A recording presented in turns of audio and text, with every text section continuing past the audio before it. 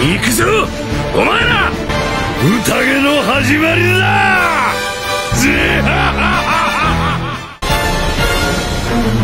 気を引き締めろお前ら。ねえ来たか獲物がよ。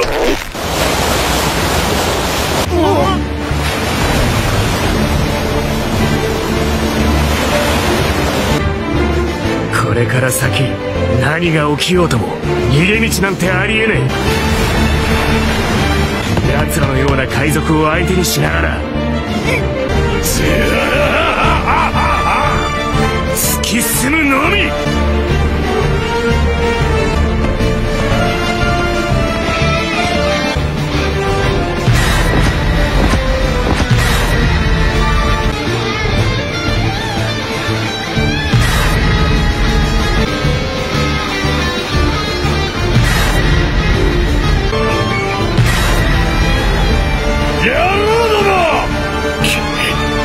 行くぞお前ら、宴の始まりだ。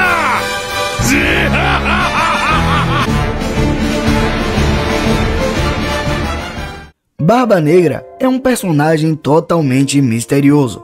Sendo ele o único usuário de duas Akumas no Mi, ainda assim tentou obter os poderes da Mero Mero no Mi, fruta que pertence a Boa Hancock. Contudo, temos agora um embate prestes a acontecer entre Tite e Law. Mas quais os segredos por trás dessa batalha e o que Barba Negra quer com Law? Será que apenas a sua Akuma no Mi ou algo a mais? Então, se você quer saber tudo o que rolou no episódio 1092 de One Piece e qual é o real desejo de Marshall de Tite ao querer enfrentar Trafalgar de Law, vem comigo que eu vou falar sobre isso agora.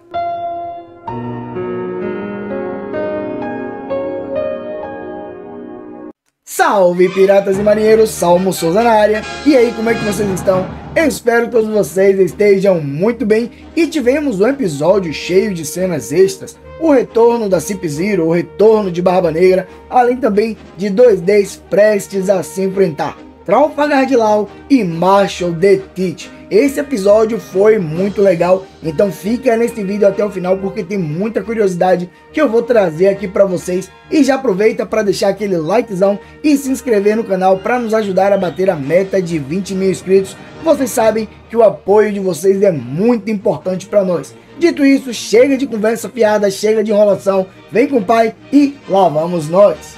O título do episódio 1092 de One Piece é Lamentação de Bonnie. Trevas à espreita na Ilha do Futuro. O episódio começa mostrando inimigos antigos dos Mugiwaras. Podemos ver Rob Lute, Kako e Stussy. E como já sabemos, Kako e Lute foram promovidos e agora fazem parte da Cip Zero. Vemos uma breve explicação de Kako a respeito de Vegapunk, dizendo que pelo fato de Vegapunk ser um gênio, isso o deixou muito ocupado. Então ele se dividiu em 6, que no geral são chamados de satélites, mas individualmente cada um tem um nome específico. Vemos a apresentação do Punk 1 Shaka, Punk 2 Lilith, Punk 3 Edson, Punk 4 Pitágoras, Punk 5 Atlas e Punk 6 York. Ao final da explicação de Kako, Rob Lute diz que a missão deles é eliminar todos os Vegapunks e que pelo visto essa missão foi dada depois do que aconteceu no reino de Lulucia. Vale ressaltar aqui também que ao lado de Rob Lute, Kako e Stussy tem um Serafim, assim como a gente tinha visto um Serafim que se parecia com Hancock e outro que se parecia com Mihawk. Esse daqui se parece bastante com Bartolomeu Kuma. Uma coisa que eu fiquei sem entender nessa cena foi porque a barba de Rob Lute ficava balançando de um lado para o outro enquanto fazia um barulho de tic-tac como se fosse o som de um relógio.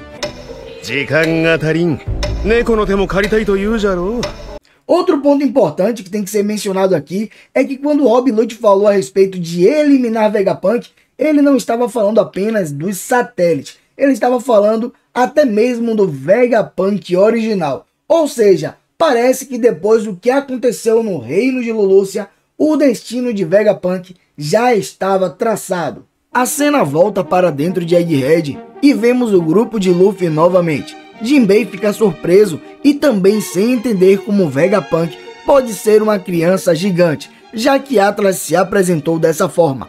Vemos Luffy, Chopper e Bonnie empanturrados de tanto comer aquela comida que saiu da máquina.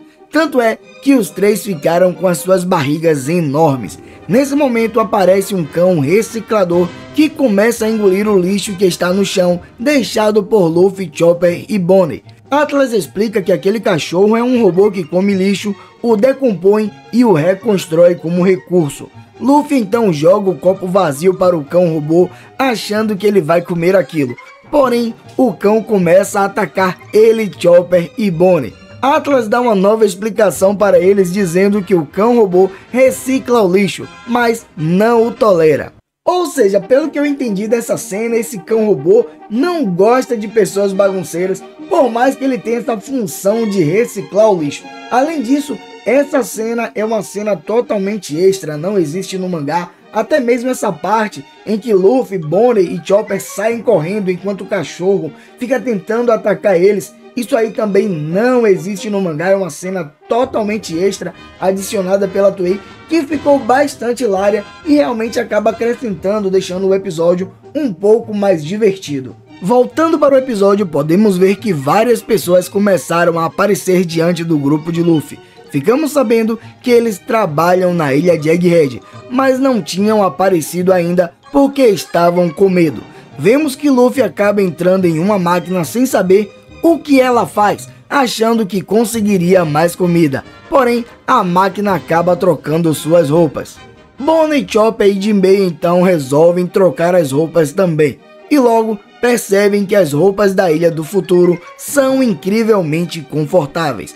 E só pra constar, galera, essa cena no mangá é bem curtinha, não mostra muita coisa. E a Toei fez uma adição novamente, mostrando até mesmo como a máquina de roupas funciona, que ficou bastante legal. Eu até pensei que a Toei talvez fosse trazer um pouco de sensualização pra Bonnie novamente, mas eles se adequaram e dessa vez não fizeram isso. Até porque da última vez que a Toei trouxe uma cena um pouco mais picante relacionada a Bonnie, acabou rolando muita polêmica. Então dessa vez eles se cuidaram para que essa polêmica não acontecesse novamente. Continuando na cena, vemos que Bonnie diz que vai procurar uma arma e depois vai ir atrás de Vegapunk. Porém, Luffy sente a presença de um inimigo e pede para Bonnie esperar. Luffy acaba vendo um pacifista vestido de policial procurando por ele e pelos outros, e a princípio ele pensa que aquele pacifista é Bartolomeu Kuma.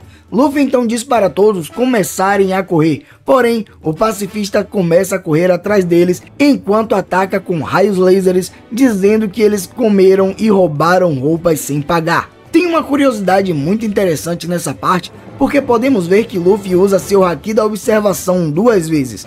Uma para perceber a presença do pacifista e a outra vez para perceber que ele iria começar a atacá-los. Essa cena no mangá não fica tão clara quanto no anime, o que acabou deixando o episódio ainda mais interessante. Luffy resolve começar a contra-atacar o pacifista, porém Bonnie acaba não permitindo e acerta um chute na cara dele, jogando ele em direção ao chão. Luffy fica sem entender e pergunta por que ela fez isso. Nesse momento ele percebe que Bonnie está sentada no chão chorando e ela diz que aquela pessoa à sua frente é o seu pai e que ele é a única família que lhe resta. Chopper e Jinbei ficam surpresos ao saber que o pai de Bonnie é Bartolomeu Kuma. Enquanto isso, o pacifista dispara um raio laser pela boca na direção dela, mas Luffy vai em sua direção para protegê-la, dizendo que aquele ciborgue é um pacifista. Ou seja, Luffy acabou percebendo que aquele robô não era o verdadeiro Kuma. E isso ficou fácil, afinal de contas, ele lutou com vários pacifistas em Sabaody, então ele já tinha essa facilidade para reconhecer quem é o Kuma verdadeiro e quem é um robô pacifista. A cena muda e vemos agora a tripulação de Law em uma determinada área marítima do Novo Mundo. A princípio vemos Beppo relaxando no convés, tomando banho de sol, enquanto os outros membros da tripulação discutem com ele porque ele está soltando muito pelo, então ele deveria ajudar mais a arrumar as coisas. Podemos ver Law andando para a parte da frente do submarino que não está submerso, e então ele consegue ver um nevoeiro indo em sua direção. Dentro desse nevoeiro se encontra o navio de Barba Negra, e dentro do navio está Marshall the Teach e alguns de sua tripulação. É revelado que todos que estão ali comeu uma Akuma no Mi diferente. Stronger, o cavalo pé de pano, é usuário da fruta Uma no Mi, a Akuma no Mi Zoan mítica modelo Pegasus. Dokiki é usuário da fruta Chico no Mi, a Akuma no Mi da doença. Vangu é usuário da fruta Wapo no Mi, a Akuma no Mi do teletransporte. Jesus Bug se tornou usuário da fruta Hiki no Mi, a Akuma no Mi da força. E Marshall the Teach, que já sabemos que é usuário de duas Akumas no Mi, tendo sob sua posse a fruta Yami no Mi, que é a da escuridão, e a Gura no Mi, que é a do terremoto. Por fim, o navio de Barba Negra e o submarino de Law navegam de frente um para o outro, enquanto Teach e Law ficam se encarando para criar uma tensão no ar de que uma luta está prestes a começar. Desse jeito, Barba Negra e Law avisam aos seus tripulantes para se prepararem para a batalha. E só para constar, galera, essa cena do encontro de Barba Negra com Law, ela é totalmente extra, ficou muito diferente do que acontece do mangá. Tanto é que eu acredito que essa parte aí foi só para dar um gostinho do que vem pela frente. E provavelmente no próximo episódio que for adaptado essa cena de Barba Negra com Law, eles vão trazer a cena que realmente aconteceu no mangá. Então essa parte aí é tudo extra, mas eu tô gostando de ver isso que a Toei tem feito, trazendo várias cenas extras diferentes, que tá deixando o episódio até mais interessante. Até porque, como eles não podem mais adaptar um capítulo por episódio, justamente para que os episódios não alcancem o mangá, então eles estão trazendo essas cenas extras, que para mim está sendo uma boa surpresa, e eu espero que permaneçam dessa forma, até porque não está mudando muito o enredo, não está mudando muito a história do que acontece na obra original, que é o mangá. Outra curiosidade interessante aí é, o que será que Barba Negra quer com Law? Até pouco tempo a gente viu que Barba Negra tentou roubar Meru no Mi, que é a Akuma no Mi de Hancock, porém ele não obteve êxito. E, na minha opinião, a Ope no Mi é uma das Akumas no Mi mais apelonas do mundo de One Piece, então faz sentido que Barba Negra possa querer ela. Porém tem um outro detalhe aí.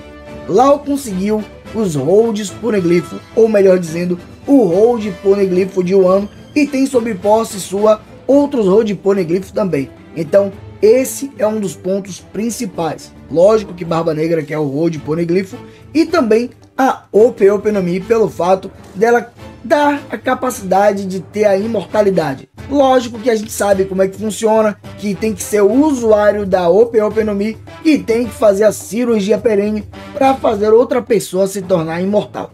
Porém, com certeza ela é uma fruta que vale a pena ter em seu arsenal. Então para mim Barba Negra está atrás de três coisas. Primeiro, os Hold Poneglyph. Segundo, a Ope. E terceiro, eliminar um rival direto. Afinal de contas, Law também está em busca de se tornar o rei dos piratas, de encontrar o One Piece. E Barba Negra eliminando ele já é um rival a menos, já é alguém a menos para estar competindo contra ele. Eu estou bastante ansioso para ver como vai ser o desenrolar dessa luta no anime. Porém, infelizmente, o próximo episódio será um episódio de recapitulação que vai mostrar um pouco de toda a trajetória de Law até esse momento atual. Então, infelizmente, vamos ter que esperar 2 semaninhas para ver um pouco mais do que vai ser adaptado nos próximos episódios.